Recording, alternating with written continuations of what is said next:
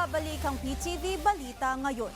Patuloy ang pag-arangkada ng pamamahagi ng ayuda ng Department of Social Welfare and Development o DSWD sa iba't ibang bahagi ng bansa sa ilalim ng Uplift o Unified Package for Livelihood, Industry, Food and Transport na layong matulungan ang ating mga kababayang lubhang apektado ng pagtaas ng presyo ng mga bilihin at langis dahil pa rin sa nagpapatuloy na tensyon sa Middle East.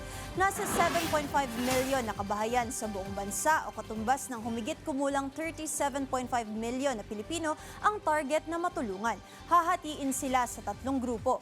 3.5 million ang mga walang gutom at 4-piece beneficiaries, 2.5 million ang mga mahihirap at near poor na natukoy sa pamamagitan ng 2024 Community-Based Monitoring System o CBMS ng Philippine Statistics Authority o PSA at mga manggagawang may buwanang sahod na hindi hihigit sa 20,000 pesos. Samantala, alamin natin ang ibang balita sa PTV Davao mula kay Jay Laga. Mayong adlaw, dakpan sa kapulisan ug militar ang usa ka most wanted person sa Bangsamoro Autonomous Region in Muslim Mindanao sa pagpatuman sa warrant of arrest sa Purok 3, Barangay Tucanalipaw, Mamasapano, Maguindanao del Sur niadtong Hulyo 21 ning tuiga.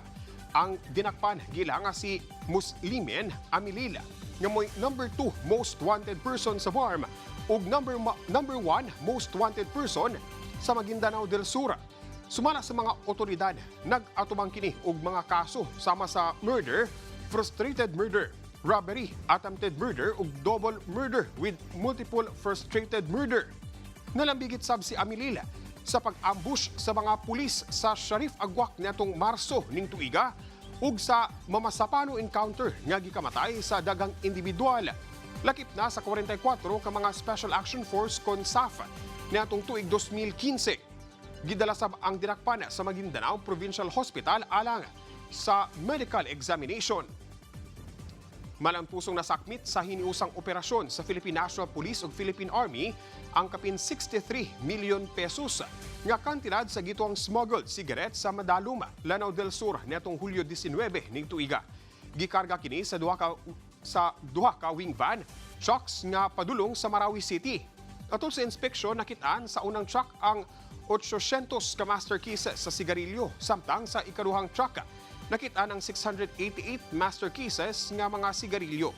Upat sab ka mga individual ang sakay sa duha ka truck ang gikustudiya sa pulis alang sa investigasyon ug posibleng mag-atubang og kaso ilawom sa Customs Modernization and Tariff Act ug sa Graphic Health Warnings Law.